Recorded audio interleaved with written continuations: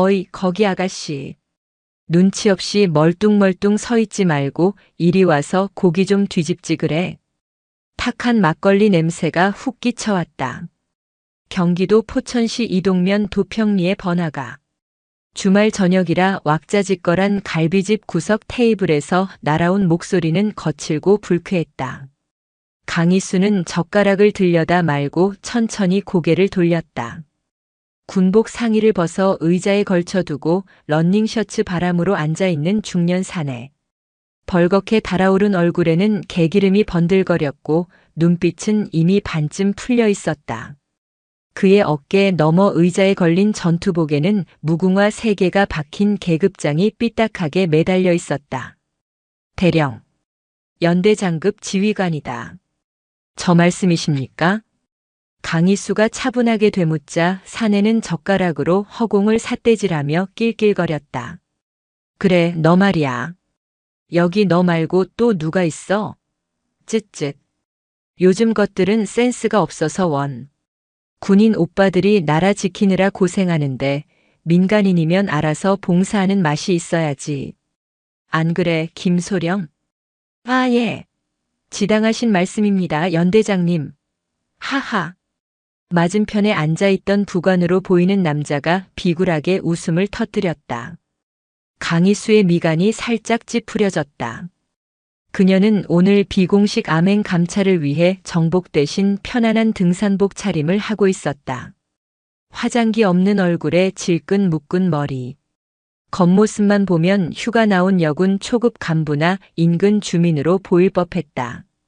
하지만 그렇다 해도 초면인 사람에게 할 언사는 아니었다. 저는 일행이 있어서요. 그쪽 고기는 그쪽이 알아서 구워 드시죠. 강희수는 최대한 정중하게 거절하고 다시 자신의 불판으로 시선을 돌렸다. 잘 익은 갈비 한 점을 집으려는 찰나였다. 쾅! 사내가 술잔을 테이블에 거칠게 내려놓았다. 술이 튀어 강희수의 손등에 떨어졌다. 야, 사람이 좋게 말하니까 우스워? 너 어디 소속이야? 낯짝을 보아하니 군무원이나 하사 나부랭이 같은데 내가 누군지 몰라. 나 육군 제5군단 7연대장. 박태영 대령이야. 감히 하늘 같은 연대장 말이 말 같지 않아? 박태형. 강희수의 머릿속에 익숙한 이름이 스쳤다. 최근 육군 본부 감찰실로 투서가 빗발치던 요주의 인물. 진급 심사를 앞두고 부대 운영비를 횡령하고 있다는 첩보가 들어온 바로 그 당사자였다. 호랑이를 잡으러 호랑이 굴에 들어왔다더니 제 발로 나타나 추태를 부리고 있었다. 군인이시면 군인답게 품이나 지키시죠. 술 드시고 주정 부리는 게 대령의 품격은 아닐 텐데요. 강희수의 눈빛이 서늘하게 가라앉았다. 그러나 박태영은 그 눈빛을 읽지 못했다. 오히려 자존심을 건드린 것에 격분의 자리에서 벌떡 일어났다. 이게 미쳤나? 야, 너 계급 뭐야? 관등 성명 안 돼? 여자가 어디서 감히. 재수없게 여자가 끼어드니까 술맛이 뚝 떨어지잖아. 당장 내 눈앞에서 꺼져. 안 그러면 헌병대 불러서 영창 쳐넣어버릴 테니까. 식당 안의 시선이 일제히 그들에게 쏠렸다. 주인 아주머니가 안절부절 못하며 다가왔지만 박태영은 아랑곳하지 않고 침을 튀기며 고함을 질렀다. 에이, 퇴. 재수가 없으려니까. 야, 김소령. 나가자. 더러워서 못 먹겠네. 밥맛 다 떨어졌어. 박태영은 비틀거리는 걸음으로 계산대조차 거치지 않고 식당을 빠져나갔다. 김소령이라는 자가 허둥지둥 계산을 하고는 그의 뒤를 쫓았다. 남겨진 자리는 난장판이었다. 엄너진 술병과 타 들어가는 고기 냄새가 진동했다. 강희수는 손수건을 꺼내 손등에 묻은 술을 천천히 닦아냈다. 그녀의 입가에 서늘한 미소가 걸렸다. 재수가 없다라. 그녀는 주머니에서 휴대전화를 꺼냈다. 액정 위로 육군본부 감찰실장이라는 발신자 이름이 떴다. 실장님, 접니다. 제5군단 7연대 감찰 계획 조금 수정해야겠습니다. 네. 아주 흥미로운 건수를 하나 발견했거든요. 아니요, 내일 정식으로 들어갈 겁니다. 네, 아주 화려하게요. 강희수는 전화를 끊고 젓가락을 내려놓았다. 식욕은 이미 달아났다. 대신 사냥감을 노리는 맹수의 본능이 꿈틀거리고 있었다. 박태영 대령. 당신은 오늘 건드리지 말아야 할 사람을 건드렸다. 그것도 아주 제대로. 다음 날 아침. 포천의 공기는 맑았지만 제오군단 7연대 영내의 공기는 무겁게 가라앉아 있었다. 연병장 한 구석 병사 10여 명이 삽과 곡괭이를 들고 땀을 뻘뻘 흘리고 있었다. 작전이나 진지 공사 때문이 아니었다. 그들이 파헤치고 있는 곳은 연대장 관사 앞마당이었다. 야, 이 새끼들아. 똑바로 안 파? 저기 소나무 각도 좀 더 틀라고 했잖아. 내 말이 말 같지 않아? 박태영 대령은 트레이닝복 차림으로 뒷짐을 진 채 병사들을 닥달하고 있었다. 그의 손에는 골프채가 들려 있었다. 병사 하나가 쭈뼛거리며 다가왔다. 연대장님. 지금 식사 추진 시간이 다 되어서 복귀해야 할 것 같습니다. 취사병들이 빠지면 점심 준비에 차질이 생깁니다. 뭐? 빠? 야, 너 지금 밥이 중요해? 아니면 내 정원이 중요해? 군단장님 오시면 여기서 차 한 잔 대접해야 할 거 아니야. 감각이 없어, 감각이. 넌 가서 삽질이나 더 해. 박태영은 골프채로 병사의 철모를 툭툭 쳤다. 힘없는 병사는 고개를 숙이고 다시 구덩이 속으로 들어갔다. 뙤약볕 아래 병사들의 얼굴은 흑투성이었다. 멀리서 이 광경을 지켜보는 시선이 있었다. 부대 울타리 밖 수풀이 우거진 언덕 위에서 강희수는 망원경을 내렸다. 그녀의 곁에는 민간인 복장을 한 감찰관 한 명이 수첩에 무언가를 빽빽하게 적고 있었다. 참모 차장님, 저거 명백한 규정 위반입니다. 사적 지시 금지 조항 위반에 병력 운용 규정도 어겼습니다. 그것뿐만이 아니야. 강희수가 나직하게 말했다. 그녀는 망원경을 다시 눈에 갖다 댔다. 박태영 대령의 관사 뒤편 창고 문이 열려 있었다. 그곳에서 부사관 한 명이 쌀포대와 라면 박스를 자신의 승용차 트렁크에 싣고 있었다. 그리고 그 옆에서 박태영은 누군가와 통화를 하며 연신 고개를 끄덕이고 있었다. 저 쌀하고 라면 부식 창고에서 나온 거 맞아? 네, 확인했습니다. 오늘 아침 부식 수령한 물량 중 일부를 빼돌린 것으로 보입니다. 저걸 인근 식당에 헐값에 넘기고 현금을 챙긴다는 제보가 사실이었습니다. 강희수의 눈이 매섭게 빛났다. 병사들이 먹어야 할 밥을 팔아넘기다니. 군인으로서, 아니 인간으로서 해서는 안 될 짓이었다. 그리고 저 골프채. 강희수는 박태영이 휘두르고 있는 번쩍이는 골프채를 가리켰다. 저거 신형 모델이군. 내 월급으로도 사기 부담스러운 물건인데 일개 연대장이 무슨 돈으로 샀을까? 부대 운영비 횡령 정황이 포착되었습니다. 장병 복지기금 명목으로 나온 예산을 전용했다는 증거를 확보 중입니다. 강희수는 망원경을 거칠게 파우치에 집어넣었다. 속에서 뜨거운 것이 치밀어 올랐다.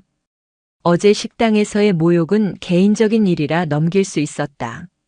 하지만 병사들의 피와 땀을 착취하는 건 용서할 수 없는 범죄였다. 박태형. 내가 별을 그렇게 달고 싶어 한다지. 그녀는 주먹을 꽉 쥐었다. 내가 그 별 확실하게 보여주지. 닿을 수 없는 별이 얼마나 무서운 건지. 그때 박태영의 고함이 다시 울려 퍼졌다. 야, 거기 돌 좀 치워. 아우, 답답해. 동작 봐라. 그러니까 너희가 만년 이등병인 거야. 정신 상태가 썩어 빠져서 원. 박태영은 씩씩거리며 골프채로 애꿎은 잔디를 내리쳤다. 흙먼지가 튀었다. 흙을 뒤집어 쓴 병사들의 눈에는 분노와 체념이 뒤섞여 있었다. 강희수는 그 눈빛들을 하나하나 가슴에 새겼다. 철수하자. 더 볼 것도 없어. 강희수는 몸을 돌렸다. 준비는 다 됐나? 네, 차장님.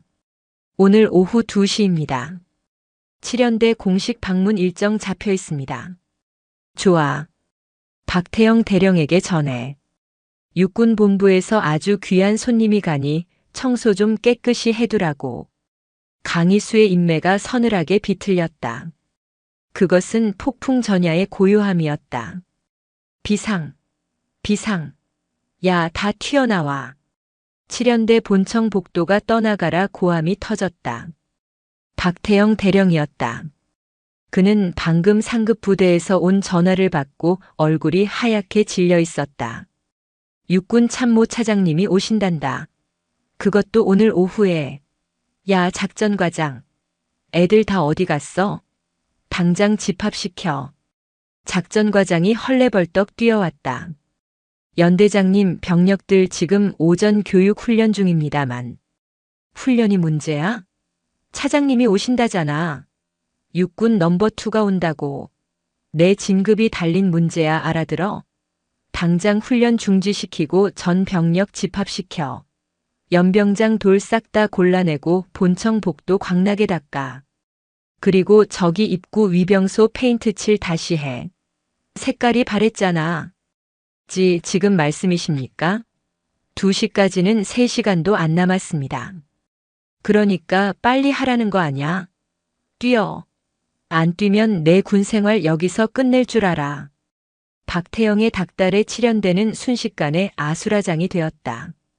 훈련장에서 흙먼지를 뒤집어 쓰고 복귀한 병사들은 물 한 모금 마실 새도 없이 빗자루와 걸레를 들어야 했다. 야, 1중대는 연병장 들어가서 잡초 뽑아. 뿌리까지 다 뽑아. 하나라도 보이면 죽는다. 2중대는 본청 화장실 청소해. 변기에서 광이 나야 해. 3중대는 위병소 페인트 칠. 빨리빨리 안 움직여? 박태영은 지휘봉을 들고 이리저리 뛰어다니며 악을 썼다. 그의 관심사는 오로지 하나였다. 참모 차장의 눈에 완벽한 부대로 보이는 것. 병사들이 뙤약볕 아래서 쓰러지든 말든 그에게는 중요하지 않았다. 아, 짜증나. 갑자기 왜 오신다는 거야? 미리 연락이라도 주지. 박태영은 손수건으로 이마에 땀을 닦으며 투덜거렸다. 그러면서도 한편으로는 기대감에 부풀었다. 육군 참모 차장 강희수 중장. 이번에 그분 눈도장만 잘 찍으면 장군 진급은 따놓은 당상이다. 소문에 의하면 아주 깐깐하다던데 의전만 완벽하게 하면 넘어오겠지. 그는 거울을 보며 정복 매무새를 다듬었다. 가슴에 달린 약장들이 번쩍였다. 그는 자신의 모습에 심취해 흐뭇한 미소를 지었다. 완벽해. 역시 난 장군감이란 말이야. 그 시각 부대 정문 앞. 낡은 트럭 한 대가 위병소를 통과하려 하고 있었다. 운전석에는 작업복 차림의 중년 남성이, 조수석에는 모자를 푹 눌러 쓴 여성이 타고 있었다. 무슨 일이십니까? 위병소 근무자가 트럭을 막아 세웠다. 페인트 냄새가 진동하는 위병소였다. 근무자의 얼굴에도 페인트가 묻어 있었다. 아, 조경 공사 때문에 왔습니다. 연대장님이 정원수 좀 손보라고 하셔서요. 운전석의 남자가 말했다. 지금 비상입니다. 높으신 분 오신다고 아무도 못 들어오게 하라고 했습니다. 그때 조수석에 앉아있던 여자가 창문을 내렸다. 모자챙 아래로 드러난 얼굴은 창백할 정도로 하였지만 눈빛만은 형형했다. 강희수였다. 그녀는 잠시 신분을 숨기고 상황을 살피러 먼저 들어온 것이다. 잠깐이면 됩니다. 연대장님이 꼭 오늘까지 해놓으라고 신신당부하셨거든요. 안 해놓으면 불호령 떨어질 텐데 감당하실 수 있겠어요? 강희수의 능청스러운 연기에 근무자는 난처한 듯 머리를 극적였다. 평소 박태영의 성격을 아는 터라 겁이 덜컥 난 것이다. 아, 알겠습니다. 그럼 빨리 끝내고 나가셔야 합니다. 곧 차장님이 오십니다. 네, 금방 나갈게요. 수고하세요. 트럭은 위병소를 통과해 역내로 들어섰다. 차창 밖으로 보이는 풍경은 가관이었다. 병사들은 도로 바닥에 엎드려 껌딱지를 떼고 있었고 화단에서는 멀쩡한 꽃을 뽑아내고 급하게 공수에 온 듯한 비싼 조경수를 심고 있었다. 미쳤군. 강희수의 입에서 나직한 욕설이 흘러나왔다. 전투 준비 태세는 엉망이고 보여주기식 행정에만 미쳐 있어. 적의 지휘관이라니. 그녀는 트럭을 연대장 관사 근처에 세우게 했다. 멀리서 박태영이 병사들을 향해 소리 지르는 모습이 보였다. 야, 저기 낙엽 하나 떨어졌잖아. 눈 안 달려 있어? 당장 주워. 차장님 오시는데 먼지 한 톨이라도 날리면 너희 다 영창이야. 박태영은 병사의 정강이를 군화발로 툭툭 걷어찼다. 병사는 아픔을 참으며 황급히 낙엽을 주웠다. 강희수는 차 안에서 그 모든 광경을 휴대전화 카메라로 녹화했다. 화질은 선명했고 박태영의 폭언은 고스란히 녹음되었다. 충분해. 강희수는 휴대전화를 주머니에 넣었다. 이제 더 이상 숨어서 볼 필요도 없었다. 그녀는 모자를 벗었다. 차 돌리세요. 이제 정식으로 입장해야죠. 트럭은 조용히 후문을 향해 빠져나갔다. 박태영은 트럭이 다녀간 줄은 꿈에도 모른 채 오로지 정문 쪽만 바라보며 입가에 비열한 웃음을 흘리고 있었다. 오시기만 해봐라. 내 화려한 의전으로 혼을 쏙 빼놓을 테니. 그는 몰랐다. 자신이 기다리는 별이 자신을 태워버릴 불덩어리가 되어 다가오고 있다는 것을. 하늘에서는 헬리콥터 소리가 점점 가까워지고 있었다. 두두두두. 프로펠러 소리가 박태영의 심장 소리처럼 요란하게 울렸다. 심판의 시간이 다가오고 있었다. 두두두두두. 하늘이 찢어질 듯한 굉음과 함께 육군 본부 소속 헬기가 연병장 상공의 모습을 드러냈다. 거대한 회전 날개가 일으키는 바람에 연병장의 흙먼지가 폭풍처럼 일어났다. 밤새 병사들이 손으로 줍고 빗자루로 쓸어낸 그 연병장이었지만 헬기의 하강 풍압 앞에서는 무용지물이었다. 전체 차렷, 사열 준비. 박태영 대령은 흙먼지를 뒤집어 쓰면서도 목청껏 소리쳤다. 그의 정복 바지 칼주름이 바람에 펄럭였다. 그는 곁눈질로 자신의 좌우의 도열한 참모들을 확인했다. 구두코는 반짝였고 옷매무새는 흐트러짐이 없었다. 완벽했다. 적어도 그의 눈에는 그러했다. 헬기가 천천히 지면에 닿았다. 랜딩 기어가 땅을 딛는 묵직한 충격음이 울렸다. 프로펠러가 서서히 멈추자 주변을 감싸던 모래 폭풍도 잦아들었다. 박태영은 침을 꿀꺽 삼켰다. 이제 곧 육군 참모 차장이 내릴 것이다. 그는 가슴을 펴고 가장 군인다운, 아니 가장 충성스러운 표정을 지었다. 헬기의 연문이 열렸다. 먼저 수행 장교가 내리고 그 뒤를 이어 주인공이 모습을 드러냈다. 검은색 선글라스, 머리를 단정하게 빗어 넘겨 올린 여군. 잘 다려진 정복 어깨 위에는 은색으로 빛나는 별 3개가 박혀 있었다. 대한민국 육군 중장 강희수였다. 그녀의 손에는 지휘봉이 들려 있었다. 부대 차렷. 참모 차장님께 대하여 받들어 총. 박태영의 구령에 맞춰 수백 명의 병사가 일제히 소총을 들어 올렸다. 착착. 절도 있는 소리가 연병장을 울렸다. 군악대가 연주하는 장성 행진곡이 웅장하게 퍼져나갔다. 강희수는 천천히 트랩을 내려왔다. 그녀의 시선은 선글라스 뒤에 가려져 있었지만 박태영은 마치 발가벗겨진 듯한 서늘함을 느꼈다. 그녀는 도열한 병사들을 향해 가볍게 거수 경례를 했다. 제5군단 예하 7연대장 대령 박태영. 육군 참모 차장님의 부대 방문을 환영합니다. 박태영이 앞으로 뛰어나가 우렁차게 경례를 올렸다. 강희수는 그를 내려다보았다. 어제 식당에서 보았던 그 술 취한 눈빛은 온데간데 없고 오직 탐욕과 압으로 번들거리는 눈동자만이 그녀를 향해 있었다. 쉬어. 강희수의 목소리는 차분하고 낮았다. 헬기 소음에 묻히지 않을 만큼 또렷했다. 먼 길 오시느라 고생 많으셨습니다. 사령부로 모시겠습니다.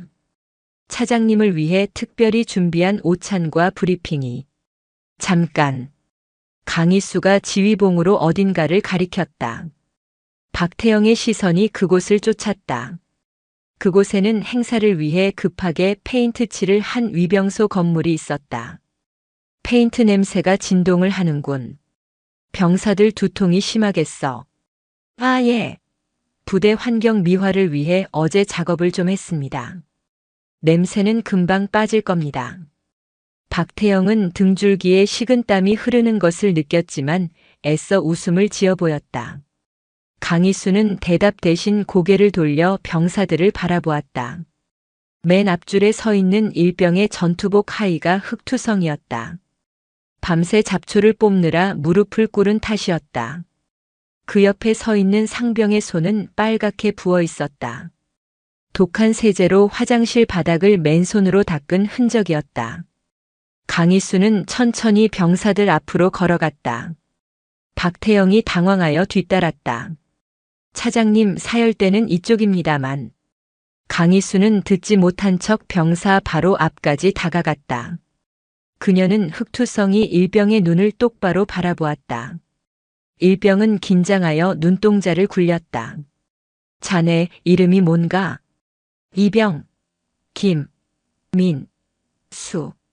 김일병. 어제 잠은 몇 시간이나 잤나? 김일병은 우물쭈물하며 연대장의 눈치를 살폈다. 박태영이 뒤에서 헛기침을 했다. 큼큼. 솔직하게 말해. 괜찮으니까. 강희수가 선글라스를 살짝 내렸다. 그 순간 김일병의 눈이 커졌다. 어딘가 낯이 익었다. 어제 위병소 근무를 설 때 트럭 조수석에 타고 있던 그 여자. 모자를 푹 눌렀었지만 분명히 같은 눈빛이었다. 하지만 김일병은 감히 입을 뗄 수 없었다. 2시간 잤습니다. 2시간이라.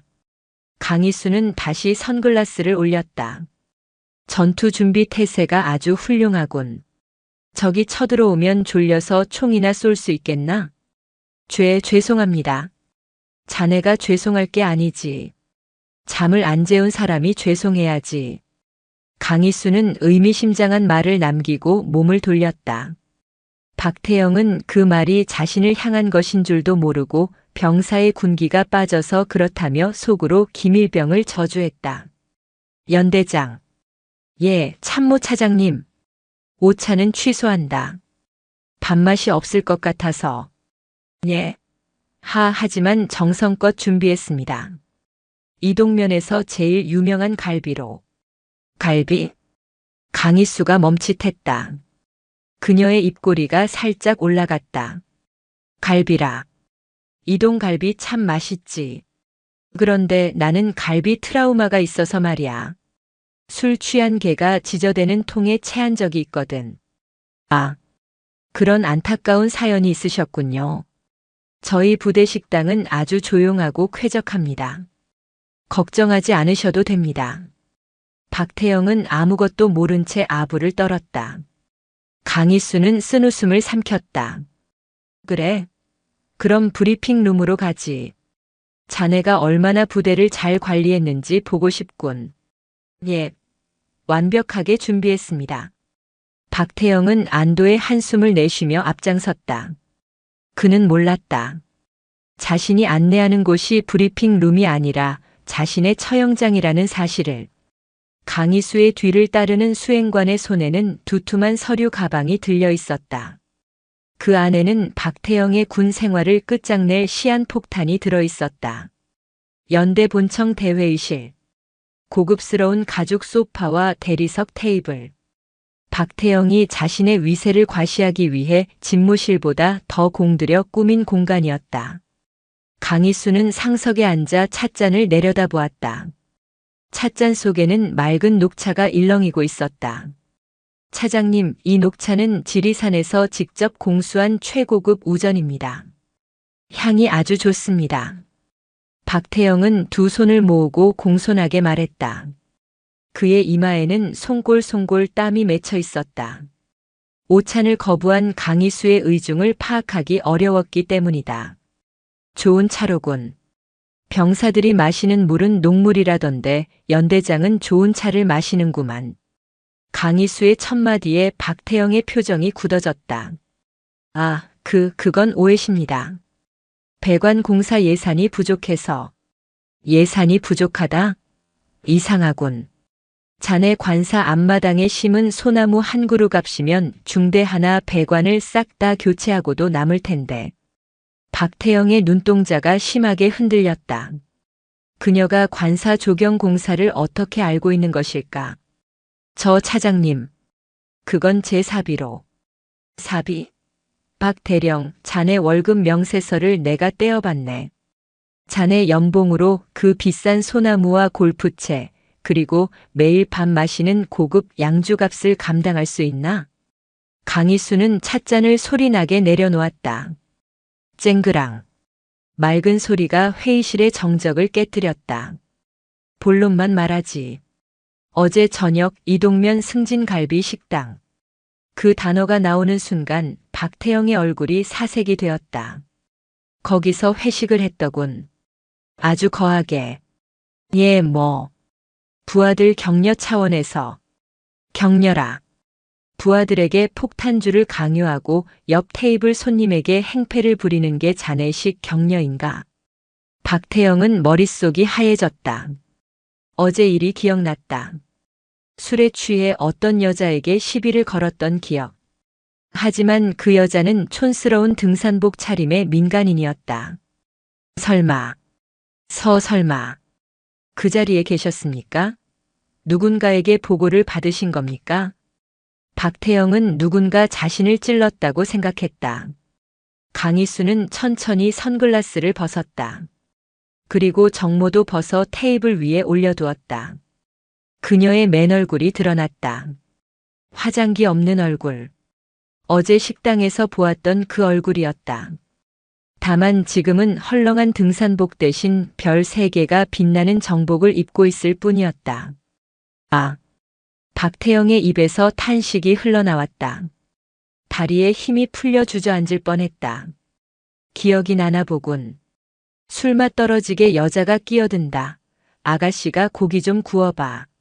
맞나? 차장님. 저는 정말 몰랐습니다. 저는 그냥 민간인인 줄 알고. 민간인이면? 민간인 여자에게는 그리 대해도 된다는 건가? 대한민국 군인이 국민을, 그것도 여성을 보호하기는커녕 하녀 취급을 해? 강희수의 목소리가 점점 높아졌다. 그것은 천둥 소리보다 무서운 호통이었다. 그리고 자네가 그랬지. 대령이 하늘이라고. 내 눈에는 자네가 쌓아 올린 그 하늘이 참으로 썩어 빠져 보이는군. 강희수는 수행관에게 손짓했다. 수행관이 서류 가방에서 두툼한 봉투를 꺼내 테이블 위에 쏟아부었다. 사진들이 우수수 떨어졌다. 병사들이 관사에서 삽질하는 사진, 부식 창고에서 쌀을 빼돌리는 사진, 상인들에게 돈 봉투를 받는 사진. 그리고 어제 식당에서 강희수에게 삿대질을 하는 박태영의 모습이 찍힌 CCTV 화면 캡처본까지. 이게 자네가 말한 완벽한 부대 관리의 실체인가? 박태영은 바들바들 떨며 사진들을 바라보았다. 빠져나갈 구멍이 없었다. 하지만 쥐도 궁지에 몰리면 고양이를 문다고 했던가. 박태영의 눈에 도끼가 서렸다. 이건 함정입니다.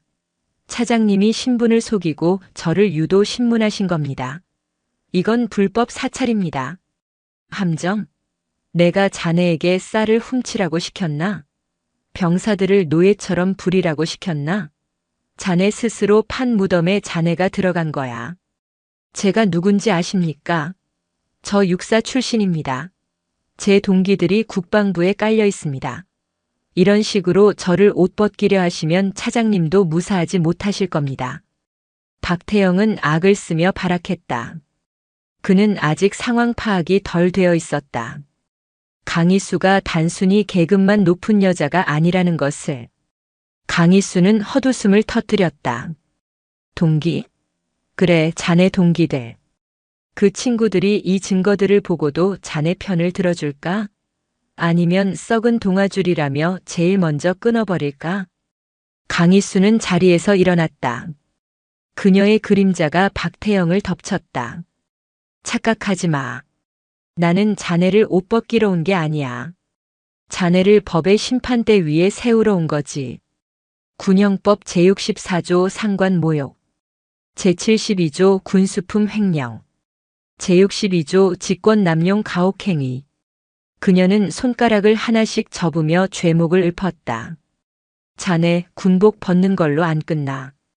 감옥에서 아주 긴 시간을 보내게 될 거야. 에이. 박태영은 말을 잇지 못하고 뒷걸음질 쳤다. 나가자. 연병장에 자네 부하들이 기다리고 있어. 그들에게 자네의 진짜 모습을 보여줘야지. 강희수는 박태영을 지나쳐 문을 향해 걸어갔다. 박태영은 바닥에 주저앉았다. 그의 야망, 진급, 명예. 모든 것이 찻잔 속의 녹차처럼 싸늘하게 식어버렸다. 하지만 진짜 지옥은 이제부터 시작이었다. 오후 3시. 햇볕이 가장 뜨거운 시간.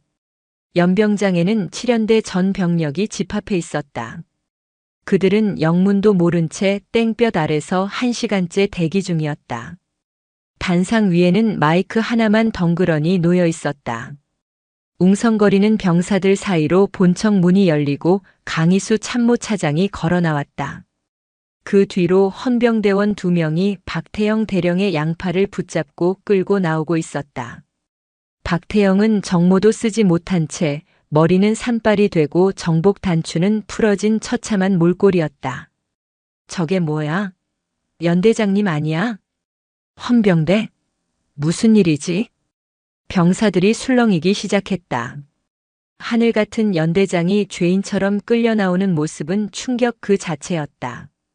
강희수는 단상 위로 올라갔다. 그녀는 마이크를 잡고 병사들을 천천히 둘러보았다. 그리고 박태영을 단상 옆에 무릎 꿇렸다. 전 부대원 주목. 스피커를 타고 흐르는 강희수의 목소리에 연병장이 찬물을 끼얹은 듯 조용해졌다. 나는 육군 참모차장 중장 강희수다. 오늘 나는 아주 부끄러운 마음으로 이 자리에 섰다. 그녀는 잠시 말을 멈추고 박태영을 가리켰다. 너희를 지휘하던 연대장 박태영은 지휘관으로서의 자격을 상실했다.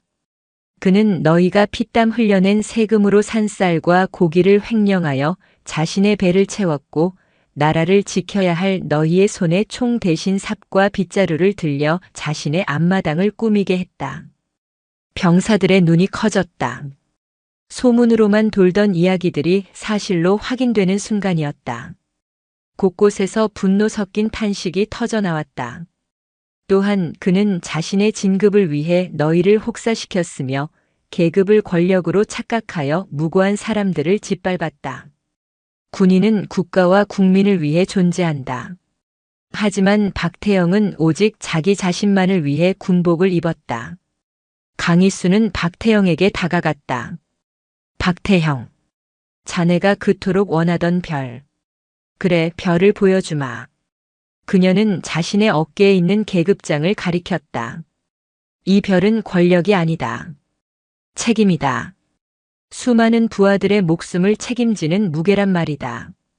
자네는 그 무게를 감당할 그릇이 못 돼. 강희수는 박태영의 정복 어깨에 달려있는 대령 계급장을 거칠게 뜯어냈다. 우직근 소리와 함께 무궁화 3개가 바닥으로 떨어져 흙먼지 속으로 굴렀다. 아, 내 계급장, 내 대령. 박태영이 비명을 지르며 바닥을 기어 계급장을 주우려 했다. 헌병들이 그를 제압했다. 처참했다. 한때 부대를 호령하던 지휘관의 모습은 어디에도 없었다. 너희의 연대장은 파면되었다. 이제 그는 군인이 아니다. 범죄자일 뿐이다. 강희수는 병사들을 향해 다시 섰다. 미안하다. 이런 자를 지휘관으로 임명하여 너희를 고생시킨 것은 전적으로 육군 본부의 책임이다. 그리고 그것을 제대로 감시하지 못한 나의 불찰이다. 강희수는 정모를 벗고 병사들을 향해 깊이 고개를 숙였다. 3스타 중장이 병사들에게 사과를 하는 초유의 사태였다. 연병장은 숙연해졌다. 누구도 입을 열지 못했다. 고개를 든 강희수의 눈시울이 붉어져 있었다. 오늘부로 제5군단 7연대의 모든 부당한 작업과 지시는 취소한다. 너희는 지금 당장 내무반으로 돌아가 휴식을 취하라. 그리고 횡령된 부식비는 전액 환수하여 너희의 식탁으로 돌려줄 것을 약속한다. 와! 병사들의 함성이 터져나왔다. 그것은 단순한 환호가 아니었다. 억눌렸던 서름이 터져나오는 해방의 외침이었다. 누군가는 박수를 쳤고 누군가는 전투모를 하늘로 던졌다. 강희수는 헌병대장에게 눈짓했다. 압송해. 군 검찰단에 넘겨서 탈탈 털어. 먼지 하나까지 다. 예, 알겠습니다. 박태영은 짐승처럼 질질 끌려갔다. 이거나. 내가 누군지 알아. 나 연대장이야. 두고 보자 강희수. 내가 가만히 있을 줄 알아. 그의 악에 바친 비명은 병사들의 함성 소리에 묻혀 사라졌다. 강희수는 멀어지는 박태영을 보며 나직하게 은조렸다. 가만히 있지 않으면 어쩔 건데? 이미 추락한 별에는 날개가 없는 법이야. 그녀는 흙먼지가 묻은 김일병의 손을 잡아주었다. 고생했다, 김일병. 그리고 미안하다. 김일병의 눈에서 눈물이 주르륵 흘러내렸다. 그 눈물은 그동안의 고생을 씻어내고 있었다. 감사합니다. 감사합니다, 차장님. 강희수는 김일병의 어깨를 두드려주고는 헬기를 향해 걸어갔다. 그녀의 등 뒤로 병사들의 우렁찬 경례 구호가 울려 퍼졌다. 충성. 그 소리는 박태영이 강요했던 가짜 충성이 아니었다. 진심에서 우러나온 진짜 군인들의 충성이었다. 헬기의 프로펠러가 다시 돌기 시작했다. 강희수는 창밖으로 작아지는 부대를 내려다보았다. 썩은 살을 도려냈으니 이제 새 살이 돋을 것이다. 하지만 그녀의 전쟁은 아직 끝나지 않았다. 박태영은 꼬리일 뿐 몸통은 따로 있을지도 모른다. 헬기는 노을이 지는 포천의 하늘을 가르며 서울을 향해 날아갔다. 또 다른 악을 심판하기 위해. 서울 용산구 국방부 검찰단 조사실. 사방이 회색 방음벽으로 둘러싸인 좁은 방 안에는 서늘한 냉기만이 감돌았다. 책상 하나와 의자 2개. 그 위에는 희미한 형광등 불빛만이 위태롭게 흔들리고 있었다. 전화 한 통만 쓰게 해달라고. 내가 누군지 알아? 제5군단 7연대장이야. 너희들 내 선배들한테 다 죽었어. 박태영은 수갑찬 손으로 책상을 쾅쾅 내리쳤다. 그의 정복은 땀과 흙먼지로 엉망이 되어 있었고 눈은 핏발이 서붉게 충혈되어 있었다. 맞은편에 앉은 군 검찰 수사관은 무표정한 얼굴로 타자만 칠 뿐이었다. 피의자 박태영. 진정하십시오. 지금 당신은 현행범으로 체포된 상태입니다. 외부 연락은 제한됩니다. 현행범? 웃기지 마. 내가 뭘 잘못했는데? 부대 관리 좀 빡빡하게 한 게 죄야? 그게 다 군 기강 확립을 위한 거라고. 너 이름 뭐야? 내가 나가기만 하면 너부터 옷 벗길 거야. 박태영은 아직 상황 파악이 덜 된 상태였다. 그는 자신이 구축해 놓은 인맥이라는 거미줄이 자신을 지켜줄 것이라 굳게 믿고 있었다. 철컥. 육중한 철문이 열리고 누군가 들어왔다. 또각또각. 구두 굽소리가 조사실 바닥을 울렸다. 박태영은 고개를 돌렸다. 그리고 숨을 멈췄다. 강희수였다. 그녀는 사복으로 갈아입은 상태였지만 그 뿜어내는 위압감은 정복을 입었을 때보다 더했다. 그녀의 손에는 낡은 장부 하나가 들려 있었다. 아직도 목소리가 큰 걸 보니 살만한가 보군, 박태령. 강희수는 의자를 끌어당겨 박태영의 맞은편에 앉았다. 차장님. 이게 무슨 대우입니까? 저 억울합니다. 병사들이 말을 안 들어서 교육 좀 시킨 겁니다. 아시지 않습니까? 요즘 애들 빠져가지고. 교육? 강희수는 장부를 책상 위에 던지듯 올려놓았다. 툭.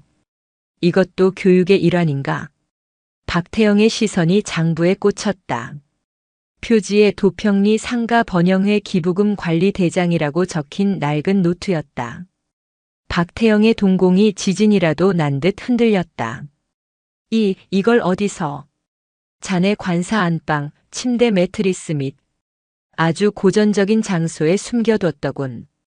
헌병들이 압수수색을 하다가 발견했지. 강희수는 장부를 펼쳤다. 2025년 3월 5일. 이동 갈비집 김 사장 현금 500만 원. 3월 12일. 자재상 박씨 골프채 세트. 4월 1일. 정육점 최 사장 한우 세트 50박스. 그녀는 한 줄 한 줄 읽어 내려갔다. 박태영의 얼굴에서 핏기가 완전히 사라졌다. 이 장부에는 자네가 지역 상인들에게 뜯어낸 뇌물 내역이 아주 꼼꼼하게 적혀 있어. 그리고 그 돈이 어디로 흘러갔는지도. 강희수는 장부의 뒷장을 넘겼다. 그곳에는 상남 내역이라는 글자와 함께 익숙한 이름들이 적혀 있었다. 군수사령부 모 준장, 육군본부 인사참모부 모 대령. 박태형. 자네 혼자 먹은 게 아니었더군. 이 뇌물로 진급 로비를 했어. 병사들 밥 굶겨서 번 돈으로 별들을 매수하려고 했다니. 참으로 부지런하기도 하지. 그건 조작입니다. 누군가 저를 음해하려고 만든 가짜 장부입니다. 박태영은 발악하며 소리쳤다. 조작? 자네 아내가 헌병대에게 직접 말하던데. 남편이 칠연대장 되고 나서 집에 현금 다발을 가져왔다고. 자네 아내는 자네가 감옥 가는 것보다 자네가 숨겨둔 내연녀에게 돈을 쓰고 있었다는 사실에 더 분노하고 있더군. 내 내연녀? 그래. 도평리 다방 여종업원. 자네가 횡령한 부식비 절반이 그리로 갔더군. 아내가 배신감을 느껴서 금고 비밀번호를 순순히 알려주던데. 강희수의 말에 박태영은 넋이 나간 표정으로 입을 벌렸다. 믿었던 아내, 아니 자신이 철저히 속였다고 생각했던 아내에게 뒤통수를 맞은 것이다. 끝났어, 박태형. 자네를 비호하던 그 선배들도 이 장부가 공개되면 자네를 버릴 거야. 꼬리 자르기라고 들어봤지? 강희수는 자리에서 일어났다. 기회는 한 번뿐이야. 군 검찰이 정식 기소하기 전에 자네 입으로 불어. 뇌물 상납의 종착지가 어디인지. 그러면 정상 참작 정도는 건의해주지. 박태영은 고개를 떨구었다. 어깨가 잘게 떨리고 있었다. 그의 야망이 무너지는 소리가 들리는 듯 했다. 강 장군님. 박태영의 목소리가 기어들어갔다. 제가 다 불면 정말 살려주시는 겁니까? 강희수는 차가운 미소를 지었다. 살려는 드리지. 군복은 벗어야겠지만. 박태영은 흐느끼기 시작했다. 그것은 참회의 눈물이 아니라 자신의 운명에 대한 억울함과 공포의 눈물이었다. 강희수는 그 추한 꼴을 뒤로하고 조사실을 나섰다. 복도에는 수사관들이 분주하게 움직이고 있었다. 들었지? 박태영 입 열기 시작할 거야. 상납 리스트에 있는 놈들 지위 고하를 막론하고 전원 소환해. 한 놈도 놓치지 마. 예, 알겠습니다, 차장님. 강희수의 눈빛이 다시 한번 번뜩였다. 박태영은 시작에 불과했다. 이제 진짜 전쟁이 시작되려 하고 있었다. 다음 날 대한민국 육군 본부가 발칵 뒤집혔다. 박태영 대령의 입에서 나온 명단은 충격적이었다. 현직 준장 2명과 영관급 장교 5명. 그들은 박태영에게 정기적으로 뇌물을 받고 그의 비리를 눈감아주거나 인사고과를 조작해준 혐의를 받고 있었다. 강희수 참모차장실. 강희수는 창밖으로 보이는 계룡대의 풍경을 바라보고 있었다. 평화로워 보이는 저 풍경 뒤에 이토록 썩은 뿌리가 깊게 박혀 있었다는 사실에 씁쓸함이 밀려왔다. 똑똑. 들어와. 부관이 긴장된 표정으로 들어왔다. 차장님, 국회 국방위원회 소속 김철수 의원님께서 전화를 요청하셨습니다. 김철수? 강희수의 미간이 찌푸려졌다. 김철수. 예비역 육군 대장 출신이자 현재 국방위 간사를 맡고 있는 거물급 정치인. 그리고 박태영이 예전에 모셨던 군단장 출신이었다. 연결해. 강희수가 수화기를 들었다. 강희수입니다. 허허, 우리 강 차장. 요즘 아주 잘 나간다면서. 7연대 건으로 뉴스에 도배가 됐던데. 수화기 너머로 들려오는 목소리는 능글맞고 기름졌다. 할 일을 했을 뿐입니다, 의원님. 할 일이라. 좋지. 좋은데 너무 과하면 탈이 나는 법이야. 박 대령 그 친구 내가 옛날에 데리고 있던 부관이었어. 일 처리는 좀 서툴러도 충성심 하나는 대단한 친구지. 충성심이요? 그 충성심이 국가가 아니라 의원님 개인을 향한 것이었나 보군요. 강희수의 직설적인 화법에 상대방이 잠시 침묵했다. 말 조심하게. 내가 자네 선배야. 그리고 국방위 간사라고. 내년도 육군 예산 심의가 코앞인데 이렇게 시끄러운 일이 터지면 곤란하지 않겠나? 적당히 덮고 넘어가. 박 대령 하나 옷 벗기는 선에서 마무리하자고. 줄줄이 사탕으로 엮어봐야 육군 망신밖에 더 돼. 이것이 본론이었다. 박태영의 입에서 나온 명단 중 일부가 김철수 의원과도 연결되어 있다는 소문이 사실이었던 것이다. 뇌물의 종착역이 바로 이자였을지도 모른다. 강희수는 수화기를 꽉 쥐었다. 의원님. 아니, 김철수 선배님. 강희수의 목소리가 낮게 깔렸다. 선배님이 말씀하시는 육군 망신은 썩은 살을 도려낼 때 생기는 게 아닙니다. 그 썩은 살을 덮어두고 곰게 놔둘 때 그때 진짜 망신이 되는 겁니다. 뭐? 지금 나를 가르치려 드는 건가? 박태영 대령은 자백했습니다. 그리고 그가 작성한 비밀 장부에는 의원님의 이름으로 추정되는 이니셜도 있더군요. K, C, S.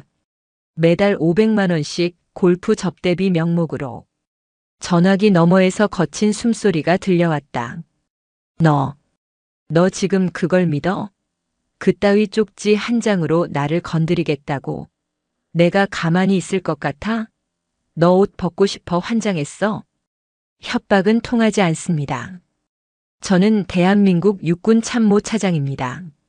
제 계급장은 의원님이 달아주신 게 아닙니다. 국민이 달아준 겁니다. 강희수는 단호하게 말을 이었다. 이 통화 내용은 녹음되었습니다. 수사에 외압을 행사하려 한 증거로 사용하겠습니다.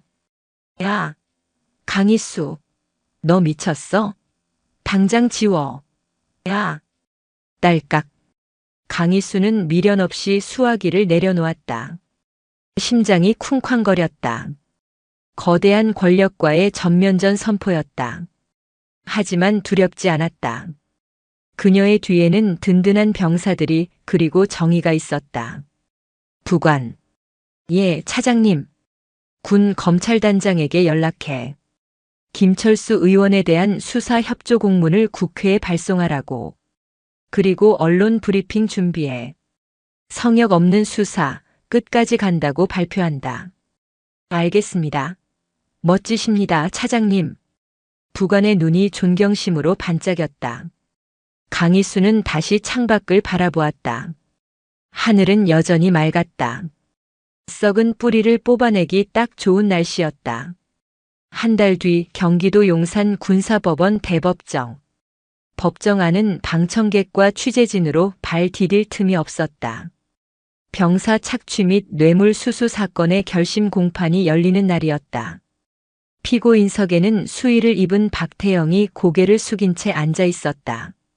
한 달 사이 그는 10년은 늙어 보였다. 검찰관이 자리에서 일어나 공소 사실을 낭독했다.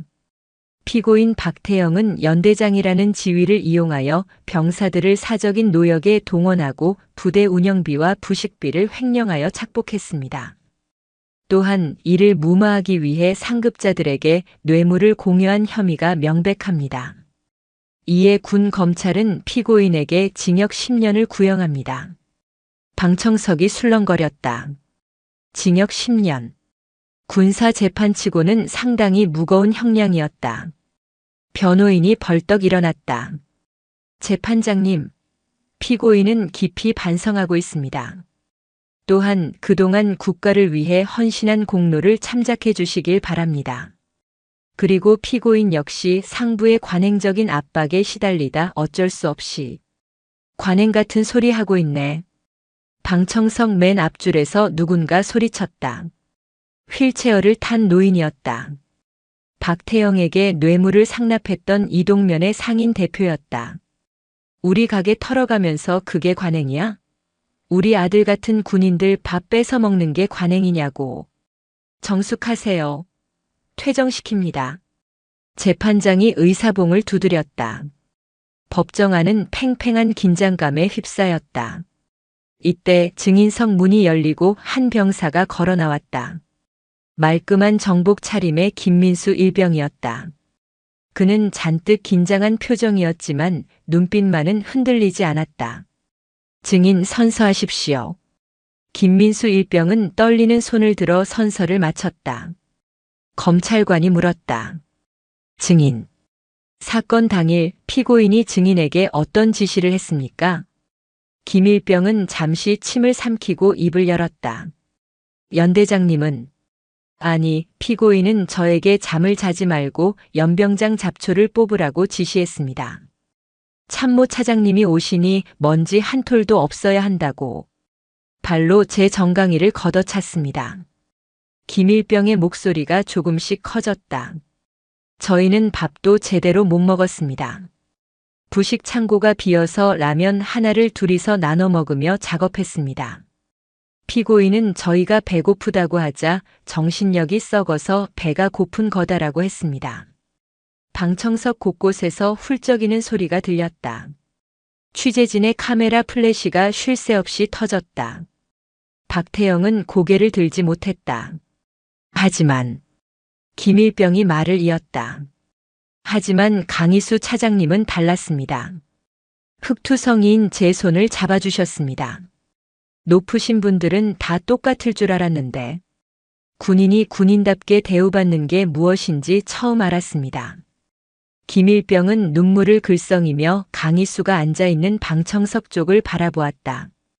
강희수는 조용히 고개를 끄덕여 주었다. 그것은 무언의 응원이었다. 피고인 최후 변론하십시오. 재판장의 말에 박태영이 비틀거리며 일어났다. 저는 그는 강희수를 바라보았다. 그녀의 눈은 여전히 차갑고 단호했다. 그 눈빛 앞에서 어떤 변명도 통하지 않음을 그는 깨달았다. 잘못했습니다. 제가 별에 눈이 멀어 군인의 본분을 잊었습니다. 죽을 죄를 지었습니다. 박태영은 바닥에 털썩 주저앉아 오열했다. 그것은 악어의 눈물이 아닌 모든 것을 잃은 자의 처절한 절규였다. 판결을 선고합니다. 재판장이 판결문을 들었다. 법정 안이 숨소리 하나 들리지 않을 정도로 고요해졌다. 피고인 박태영을 징역 7년에 처한다. 또한 횡령액 전액을 추징하고 불명예 전역을 명한다. 탕. 의사봉 소리가 법정을 갈랐다. 7년. 결코 짧지 않은 시간이었다. 박태영은 헌병들에게 양팔을 붙잡혀 끌려나갔다. 그는 나가는 순간까지 뒤를 돌아보며 무언가 말하려 했지만 입 밖으로 내지 못했다. 재판이 끝나고 사람들이 빠져나간 법정. 강희수는 홀로 남아 텅 빈 피고인석을 바라보고 있었다. 차장님 가시죠. 기자들이 밖에서 기다립니다. 부관이 다가와 말했다. 강희수는 자리에서 일어났다. 그래. 가야지. 아직 할 일이 많으니까. 그녀는 정모를 고쳤었다. 박태영은 심판받았고 그와 연루된 김철수 의원도 곧 검찰 소환 조사를 받게 될 것이다. 하지만 이것은 끝이 아니었다. 군대 내에 뿌리 박힌 부조리와의 싸움은 이제 막 첫 발을 떼었을 뿐이다. 법원 밖으로 나오자 쏟아지는 햇살이 눈부셨다. 수많은 마이크가 그녀의 입을 향해 다가왔다. 차장님, 이번 판결에 대해 한 말씀 부탁드립니다. 김철수 의원과의 통화 내용이 사실입니까? 강희수는 당당하게 카메라를 응시했다. 오늘의 판결은 한 개인에 대한 처벌이 아닙니다. 우리 군이 다시 태어나기 위한 진통입니다. 그녀의 목소리에는 힘이 실려 있었다. 저는 약속합니다. 보이지 않는 곳에서 묵묵히 헌신하는 우리 장병들이 그들의 땀방울이 헛되지 않도록 끝까지 싸울 것입니다. 제 어깨에 있는 별은 그들을 위해 존재하는 것이니까요. 강희수의 뒤로 푸른 하늘이 펼쳐져 있었다. 그녀의 전쟁은 아직 끝나지 않았지만 적어도 오늘 하루는 승리의 날이었다. 포천의 이동갈비 냄새가 아닌 정의의 향기가 퍼져나가는 날이었다. 계절이 두 번 바뀌었다. 포천의 산자락에도 붉은 단풍이 지고 어느덧 하얀 눈이 소복하게 내려앉은 겨울이 찾아왔다. 서울 여의도 국회의사당 앞. 수많은 인파가 몰려들어 피켓을 흔들고 있었다. 그들의 손에 들린 피켓에는 비리 국회의원 김철수 사퇴하라, 군납 비리 뿌리 뽑자라는 문구가 적혀 있었다. 방금 들어온 소식입니다. 국방위원회 간사 김철수 의원이 뇌물수수 및 직권남용 혐의로 검찰에 구속되었습니다. 광장 전광판 뉴스 앵커의 목소리가 거리에 울려 퍼졌다. 화면에는 푸른 수의를 입고 포승줄에 묶인 채 호송버스에 오르는 김철수 의원의 모습이 생중계되고 있었다. 한때 육군 대장으로 군을 호령하고 국회의원으로 권력의 정점에 섰던 자의 말로는 초라하기 그지없었다. 김 의원은 칠연대장 박태영 전 대령에게서 수년간 거액의 뇌물을 상납받고 그 대가로 군 인사에 부당하게 개입한 혐의를 받고 있습니다. 결정적인 증거는 육군 참모차장 강희수 중장이 제출한 통화 녹취록이었습니다. 육군본부 참모차장실. 강희수는 텔레비전 화면을 물끄러미 바라보고 있었다. 화면 속 김철수는 고개를 푹 숙인 채 기자들의 질문을 피하고 있었다. 그 당당하던 목소리, 후배를 윽박지르던 거만함은 온데간데 없었다. 끝났군요. 부관이 따뜻한 커피를 내려놓으며 말했다. 아니, 이제 시작일 뿐이야. 강희수는 커피 잔을 들었다. 향긋한 원두 향이 코끝을 스쳤다. 김철수 하나 잡았다고 군의 모든 비리가 사라지진 않아. 하지만 적어도 돈과 권력으로 계급장을 살 수는 없다는 걸 보여줬으니 누군가는 뜨끔했겠지. 그녀의 시선이 창밖을 향했다. 눈 내리는 계룡대의 풍경은 고요하고 평화로웠다. 문득 그곳이 생각났다. 이 모든 일의 시작이 되었던 곳. 일정 비워둬. 다녀올 곳이 있어. 어디 말씀이십니까? 포천. 내 별이 진짜로 빛나야 할 곳. 오후 2시. 경기도 포천시 이동면 도평리.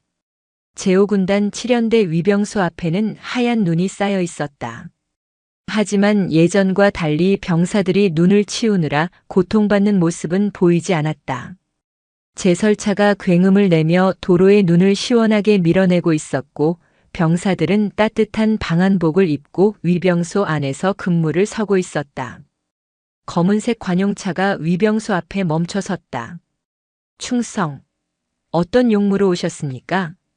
근무자가 다가와 경례를 했다. 목소리에 활기가 넘쳤다. 창문이 내려가고 강희수의 얼굴이 보이자 근무자의 눈이 휘둥그레졌다. 충성. 육군 참모차장님 방문을 환영합니다. 수고가 많다. 사전에 연락 없이 왔는데 연대장님 계신가? 예. 지금 신병 교육 수료식 참관 중이십니다. 새로 부임한 연대장은 덕장으로 소문난 인물이었다. 강희수는 빙그레 웃으며 차를 역내로 진입시켰다. 부대의 풍경은 몰라보게 달라져 있었다. 박태영이 자신의 골프 연습장으로 쓰려 했던 잔디밭은 병사들을 위한 풋살장으로 바뀌어 있었고 병사들이 땀 흘려 팠던 관사 앞마당에는 벤치와 휴게 시설이 들어서 있었다. 강희수는 차에서 내려 연병장으로 향했다. 멀리서 함성 소리가 들려왔다. 와! 연병장에는 수료식을 마친 신병들과 가족들이 뒤엉켜 서로를 끌어안고 있었다. 눈물과 웃음이 공존하는 따뜻한 풍경이었다. 그때 누군가 강희수를 발견하고 소리쳤다. 저기 강희수 장군님 아니야? 와, 진짜다. 뉴스에 나왔던 그 장군님이다. 순식간에 사람들이 몰려들었다. 병사들은 물론이고 면회 온 가족들까지 강희수를 애워쌌다. 장군님, 감사합니다. 덕분에 우리 아들이 밥 잘 먹고 있다고 전화 왔어요. 한 어머니가 강희수의 손을 덥석 잡으며 울먹였다.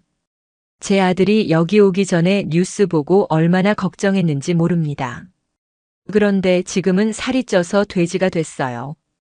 정말 감사합니다. 강희수는 어머니의 거친 손을 맞잡았다. 따뜻했다. 이것이야말로 그녀가 지키고 싶었던 온기였다. 아드님이 건강하게 군 생활을 하는 건 당연한 권리입니다. 제가 감사받을 일이 아닙니다. 아니에요. 장군님이 아니었으면 우리 애들도 그 나쁜 연대장 밑에서 고생했을 거 아닙니까? 장군님은 우리 생명의 은인이세요. 병사들이 환호성을 질렀다. 강희수, 강희수, 강희수. 연병장이 그녀의 이름을 연호하는 소리로 가득 찼다. 강희수는 쑥스러운 듯 미소를 지으며 손을 흔들었다. 그때 인파를 헤치고 누군가 앞으로 튀어나왔다. 충성, 상병 김민수. 그 병사였다. 흙먼지를 뒤집어 쓰고 잠을 못 자 비틀거리던 이등병. 어느새 계급장은 상병으로 바뀌어 있었고 얼굴은 구릿빛으로 건강하게 그을려 있었다. 오, 김상병. 많이 늠름해졌군. 강희수가 김민수의 어깨를 두드렸다. 김민수의 눈시울이 붉어졌다. 차장님, 정말 다시 오실 줄 몰랐습니다. 약속했잖아. 밥맛이 돌아오면 다시 오겠다고. 식당 밥은 좀 맛있어졌나? 예. 맵기 고기가 나옵니다. 부식 창고가 터져나갈 정도입니다. 주변에서 웃음이 터졌다. 김민수는 주머니에서 무언가를 주섬주섬 꺼냈다. 핫팩 하나였다. 이거. 날씨가 춥습니다. 따뜻하게 데워뒀습니다. 꼬깃꼬깃해진 핫팩. 김민수가 주머니 속에서 내내 만지작거렸을 그 핫팩에는 병사의 진심이 담겨 있었다. 강희수는 그 어떤 훈장을 받았을 때보다 더 가슴이 벅차오름을 느꼈다. 고맙다. 세상에서 제일 따뜻한 선물이네. 강희수는 핫팩을 소중히 쥐었다. 김상병. 그리고 여기 있는 모든 장병들. 너희가 나에게 고마워할 필요 없다. 나는 그저 내 할 일을 했을 뿐이야. 그녀는 목소리를 높였다. 너희가 입고 있는 군복, 너희가 들고 있는 총. 그것은 누군가의 욕심을 채우기 위한 도구가 아니다. 사랑하는 가족과 이 나라를 지키기 위한 숭고한 것이다. 나는 너희가 그 자부심을 잃지 않도록 너희의 뒤에서 비바람을 막아주는 우산이 될 것이다. 와! 함성은 멈추지 않았다. 눈발이 굵어졌지만 누구 하나 자리를 뜨지 않았다. 강희수는 그들 한 명 한 명과 눈을 맞추며 악수를 했다. 그들의 손바닥에 박힌 굳은 살이 그녀에게는 별처럼 느껴졌다. 해질 무렵 강희수는 다시 서울로 돌아가는 차 안에 있었다. 차창 밖으로 포천의 이동갈비 거리 간판들이 하나둘 불을 밝히고 있었다. 승진갈비 간판도 보였다. 이제 그곳은 다시 손님들의 웃음소리로 가득 차 있을 것이다. 차장님, 오늘 정말 대단했습니다.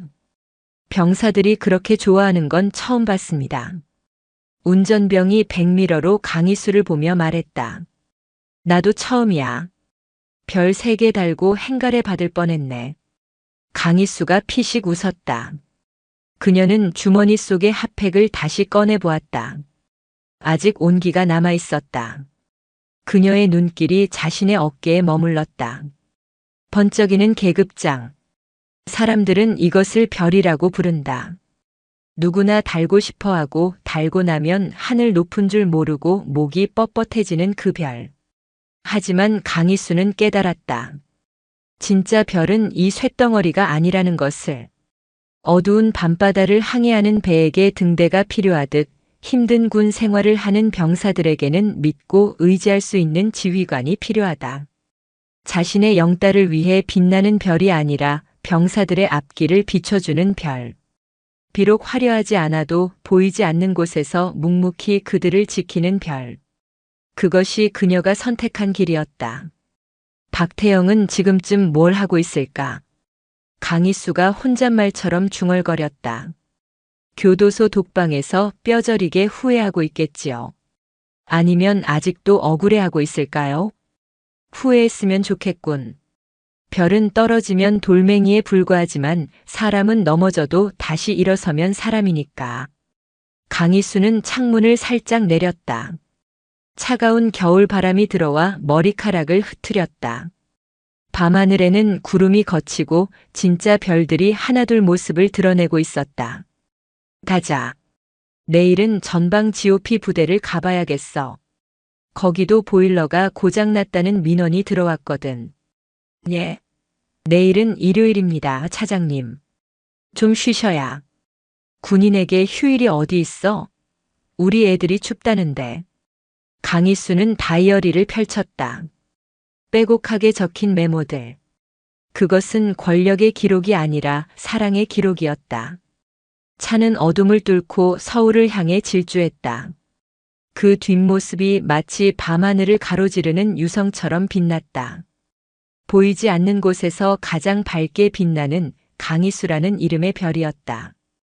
1년이라는 시간이 훌쩍 지났다. 경기도 포천시 이동면 도평리. 제5군단 7연대 위병소 앞에는 개나리가 흐드러지게 피어 있었다. 충성. 신고합니다. 병장 김민수는 2026년 4월 5일부로 전역을 명받았습니다. 이에 신고합니다. 김민수의 목소리는 우렁찼다. 그의 가슴에는 특급 전사 휘장이 빛나고 있었고 전투복줄은 날카롭게 잡혀 있었다. 1년 전 흙먼지를 뒤집어 쓰고 연대장의 골프채에 겁을 먹었던 나약한 이등병의 모습은 온데간데 없었다. 새로 부임한 연대장은 김민수의 두 손을 꼭 잡았다. 고생했다, 김 병장. 자네 같은 병사가 있어서 우리 부대가 다시 일어설 수 있었어. 나가서도 건강하고. 감사합니다, 연대장님. 7연대에서 복무한 것을 평생의 자랑으로 여기겠습니다. 김민수는 위병소를 빠져나왔다. 등 뒤로 7연대의 정경이 한눈에 들어왔다. 박태영이 자신의 욕심을 채우기 위해 병사들을 동원해 만들었던 그 화려한 정원은 사라졌다. 대신 그 자리에는 병사들이 족구를 차고 쉴 수 있는 넓은 잔디밭과 쉼터가 조성되어 있었다. 점심시간을 맞은 후임들의 웃음소리가 담장을 넘어 들려왔다. 정말 많이 변했구나. 김민수는 감회가 새로운 듯 코끝을 찡긋거렸다. 그때였다. 위병소 앞에 검은색 세단 한 대가 멈춰 섰다. 창문이 내려가고 단정한 정장 차림의 여성이 김민수를 불렀다. 강희수의 부관이었다. 김민수 예비역 병장님? 부관님이 여긴 어떻게 해? 부관은 차에서 내려 작은 상자 하나를 건넸다. 차장님께서 전해드리라고 하셨습니다. 오늘이 김 병장님 저녁일인 걸 달력에 표시해 두셨거든요. 김민수는 떨리는 손으로 상자를 받았다. 상자 안에는 만년필 한 자루와 자필 편지가 들어 있었다. 사회라는 더 넓은 전장으로 나가는 김민수 군에게 자네가 흘린 땀방울이 헛되지 않았음을 자네가 지킨 이 부대가 증명하고 있다네.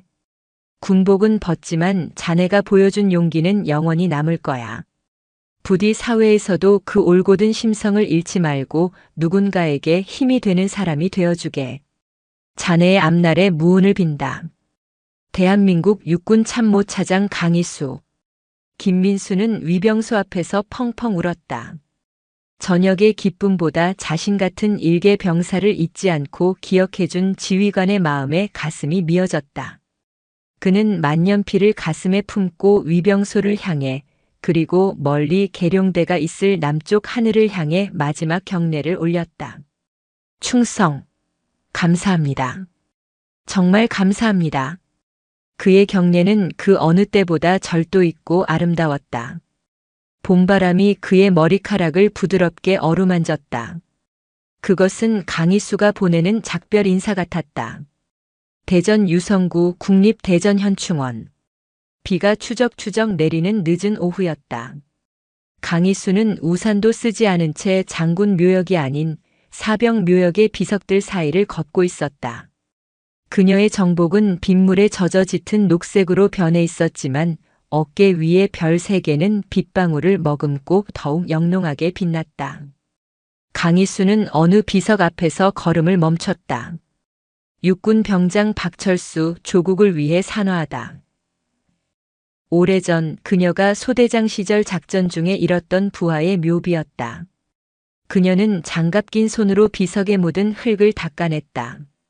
철수야, 잘 있었니? 강희수는 나직하게 속삭였다. 세상은 여전히 시끄럽다. 욕심쟁이들은 여전히 많고 힘없는 사람들은 여전히 아파해.